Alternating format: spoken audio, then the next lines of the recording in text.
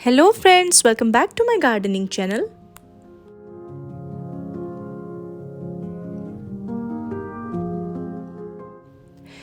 Friends, आज की video में मैं आपको बताऊंगी कि जनवरी के मंथ में मेरे पास कौन कौन सी वेजिटेबल्स हो रही हैं। इसके अलावा आप अगर ग्रो करना चाहें तो कौन सी सब्जियां हैं जो आप अब लगाएं जो कि सर्दियों वाली हैं, और गर्मियों की कौन सी सब्जियों की तैयारी हम अभी से कर सकते हैं। वीडियो स्टार्ट करने से पहले अगर आप मेरे चैनल पर पहली दफ़ा हैं तो चैनल को सब्सक्राइब कर लीजिए और साथ लगे बेल आइकन को भी दबा दीजिए ताकि आने वाली सारी न्यू वीडियोस आप तक टाइमली पहुंचती रहें।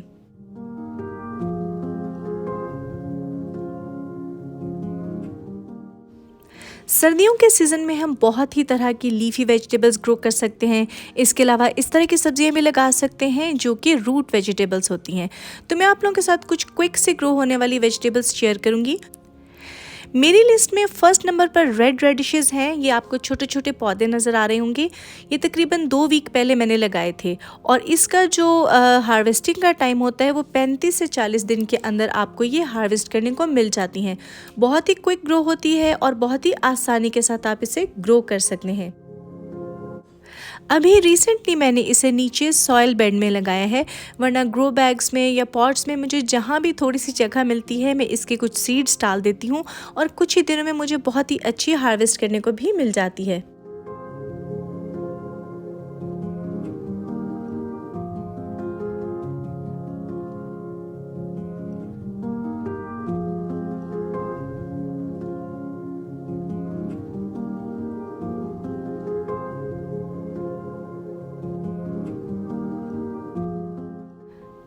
नेक्स्ट वेजिटेबल जो है वो है गोभी। गोभी भी जितनी भी टाइप की गोभी है, यानी पत्ता गोभी या फिर जो वाइट वाली है या ब्रोकली, ये सारी फैमिली की वेजिटेबल को जो है आप अभी भी ग्रो कर सकते हैं।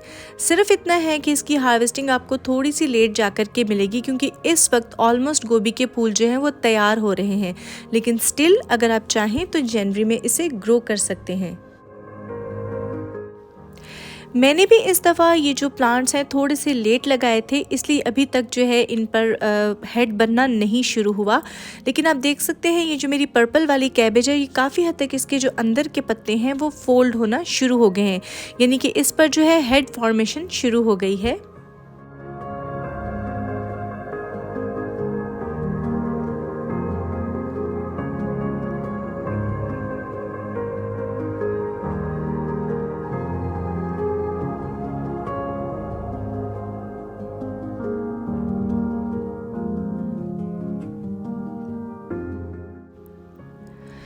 क्विक ग्रो होने वाली वेजिटेबल्स की बात की जाए और सैलड लीफ की बात ना हो, ये तो पॉसिबल ही नहीं।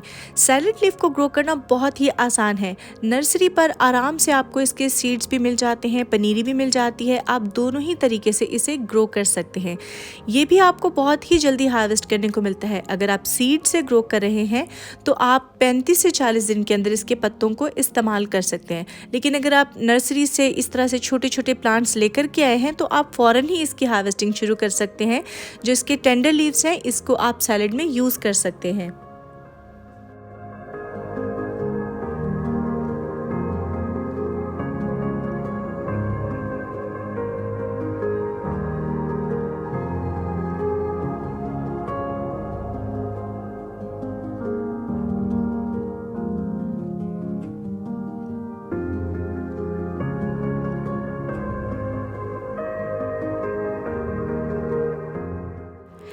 नेक्स्ट वेजिटेबल जो है वो है बोक चोय। बोक चोय को ग्रो करना भी बहुत ही आसान है। इसे आप सीड्स के साथ ग्रो कर सकते हैं और थोड़ी सी जगह पर इसका पौधा भी बहुत ही आसानी के साथ ग्रो हो जाता है। बहुत ज़्यादा फर्टिलाइज नहीं करना पड़ता, बहुत ज़्यादा सनलाइट इसकी रिक्वायरमेंट नहीं है क्योंकि जो लीफी वेजिटेबल्स होती हैं उनको बहुत ज़्यादा सन रिक्वायर्ड नहीं होता। हाँ, अगर आप कम्प्लीटली शेड में लगाएंगे तो इसके पत्ते जो हैं वो क्रंची नहीं बनते बल्कि लेगी हो जाते हैं। तो कम से कम 4 घंटे की जो धूप है वो इसके लिए ज़रूरी है, लेकिन इससे कम धूप में भी ये मैनेज अच्छे से कर लेता है।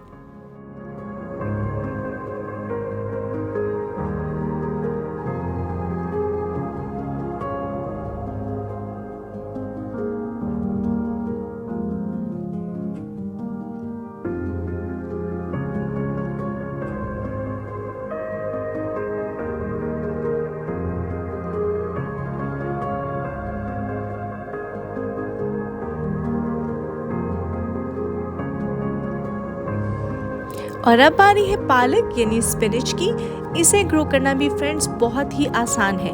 3 से 4 दिन के अंदर इसके जो सीड्स हैं वो स्प्राउट कर जाते हैं और फिर वही तकरीबन 30 से 40 दिन के अंदर ही आपको इसकी हार्वेस्टिंग करने को भी बहुत ही आसानी से मिल जाती है। इसको भी कुछ ज़्यादा फर्टिलाइज नहीं करना पड़ता, बल्कि सेम रूल है जो बाकी लीफी वेजिटेबल के लिए रहता है। थोड़ी सनलाइट में भी ये अच्छे से मैनेज कर लेते हैं और आपको इससे कंटिन्यूसली हार्वेस्ट करने को मिलती रहती है। यानी अगर आपने एक दफ़ा इसको हार्वेस्ट कर लिया, उसके बाद वापस आप इसको थोड़ा सा फर्टिलाइज यानी गोबर खाद वगैरह दे दीजिए, पानी डाल दीजिए, तो दोबारा से इसके पत्ते आ जाते हैं और जो नेक्स्ट टाइम आते हैं वो बल्कि ज़्यादा हेल्दी और बड़े पत्ते होते हैं। और स्पिनच तो फ्रेंड्स ऐसी वेजिटेबल है जो कि ना सिर्फ जनवरी में बल्कि आप तकरीबन सारा साल ही ग्रो कर सकते हैं।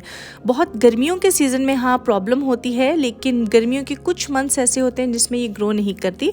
बाकी थ्रू आउट द ईयर आप इसको आसानी से ग्रो कर सकते हैं। गर्मियों में आप इसे थोड़ा सा शेडी एरिया में ले आइए तो भी आपको बहुत ही अच्छे से पालक जो है वो मिलती रहती है। और अब बारी है टमाटर की। ऐसा नहीं है कि इस सीज़न में आपको इसकी हार्वेस्टिंग करने को मिल जाएगी, क्योंकि टमाटर का जो पौधा होता है ये गर्मियों में ग्रो करता है, सर्दियों में इस पर फ्रूटिंग नहीं होती। लेकिन अगर आपके पास कोई कोजी सी जगह है या कुछ शेडी एरिया है तो आपको इससे फ्रूटिंग जो है वो मिल सकती है। अब मैंने भी प्लांट्स लगाए हुए हैं, मेरे प्लांट्स काफ़ी हेल्दी ग्रो कर रहे हैं, बहुत ही अच्छा साइज़ भी हो गया है इनका। लेकिन फ्रेंड्स इस पर अभी फ्रूटिंग या फ्लावरिंग नहीं होगी, बल्कि गर्मियों के जब मौसम स्टार्ट होगा यानी कि मार्च अप्रैल में, तो इस पर फ्लावरिंग होने लगेगी, फ्रूटिंग होने लगेगी। लेकिन जनवरी में लगाई जाने वाली सब्जियों की लिस्ट में इसे ज़रूर शामिल कर लीजिए। थोड़ी सी इसको शेडी एरिया रखिए जहाँ पर कि इस पर ओस डायरेक्ट ना पड़े, तो आपकी पनीरी जो है बाहर के मौसम में बहुत ही ज़बरदस्त सी रेडी हो जाएगी और तेज़ गर्मी आने से पहले आपको बहुत ही अच्छी फ्रूटिंग भी मिल जाएगी। अच्छा, सर्दियों में अगर आप पनीरी ग्रो करना चाह रहे हैं तो उसके लिए आपको जो केयर करना होगी वो ये है कि आप इसको ओवर जो वाटरिंग है वो नहीं करेंगे। आप देख सकते हैं स्क्रीन पर पत्तियों का रंग थोड़ा सा पीला पड़ रहा है, ये पानी की ज़्यादती की वजह से होता है। आपने सॉइल को एक दफ़ा कम्प्लीटली ड्राई होने देना है और ज़रूरत पड़ने पर ही पानी देना है।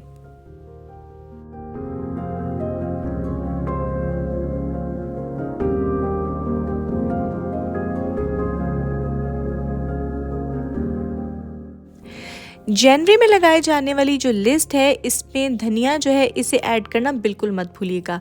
धनिया के सीड्स जो हैं ये थोड़े से हार्ड होते हैं और तकरीबन 2 से 3 वीक का टाइम भी इसे लग जाता है स्प्राउट होने के लिए।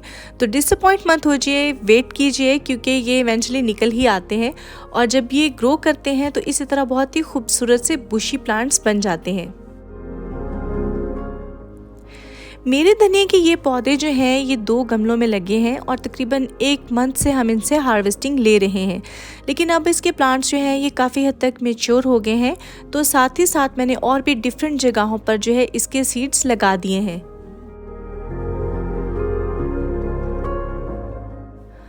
तो चलिए फ्रेंड्स, ये तो थी मेरी लिस्ट सर्दियों में लगाए जाने वाली सब्जियों की, यानी वो सब्जियां जो आप जनवरी में ग्रो कर सकते हैं। इसके अलावा जनवरी में आप मिर्चें और बैंगन भी ग्रो कर सकते हैं, जो कि आगे गर्मियों में जा कर के लगेंगे। लेकिन अगर आपके पास शेडी एरिया है तो आप इनकी पनीरी अभी से ही तैयार कर सकते हैं। तो चलिए मैं आप लोगों के साथ सीड लगाने का तरीका भी शेयर कर लेती हूँ। आज मैं कुछ टमाटर के सीड्स लगाने जा रही हूँ। तो इस तरह से मेरे पास ये 4 ग्रो बैग्स हैं, इनको भर लिया था हमने जो नॉर्मल गार्डन सॉइल होती है। इसमें कुछ ख़ास फर्टिलाइज़र वगैरह नहीं है, जो पहले की ही डिकम्पोज की हुई गोबर की खाद थी वो ऑलरेडी इसमें मिली है, कुछ नई खाद मैंने नहीं डाली। तो इस तरह से इसको भर के इसके ऊपर जो है हम सीड्स स्प्रिंकल करेंगे, क्योंकि जो टमाटर के सीड्स होते हैं ये काफ़ी बारीक होते हैं, तो अगर आप इनको बहुत ही गहराई में लगा देंगे तो भी ये स्प्राउट नहीं करेंगे, और अगर ये बिल्कुल सरफेस के ऊपर ऊपर रहेंगे तो भी ये ग्रो नहीं कर पाएंगे, क्योंकि ग्रो करने के लिए सीड का सॉइल के साथ कांटेक्ट में आना ज़रूरी होता है। तो देखिए इस तरह से सीड स्प्रिंकल किया और ऊपर से हमने पानी डाल दिया है। अब आप इसको बारीक सी मिट्टी के लेयर से कवर कर दें।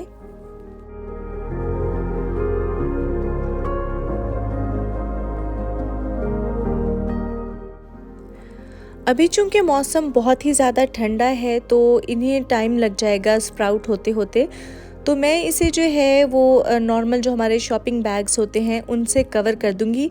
इसीलिए मैंने जो ग्रो बैग्स हैं ये छोटे साइज़ के लिए हैं। तो मैं इसे कवर करके रखूँगी और ऐसी जगह पर रखूँगी जहाँ पर दिन के टाइम इन्हें धूप भी मिले।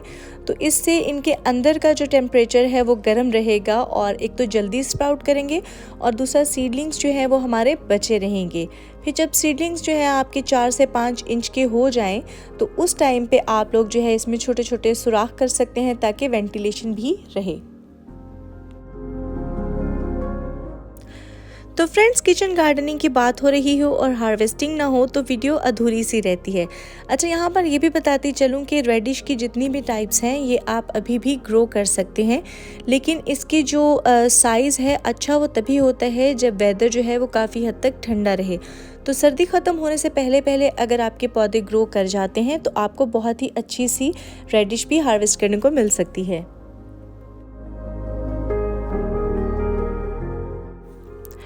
तो फ्रेंड्स, ये तो थी आज की वीडियो। होपफुली आपको आज की वीडियो अच्छी लगी होगी। वीडियो अच्छी लगी हो तो वीडियो को लाइक कीजिएगा। चैनल पर पहली दफ़ा हैं तो चैनल को सब्सक्राइब कर लीजिए। मैं आपसे मिलूंगी नेक्स्ट वीडियो में किसी और टॉपिक के साथ। Till then, happy gardening.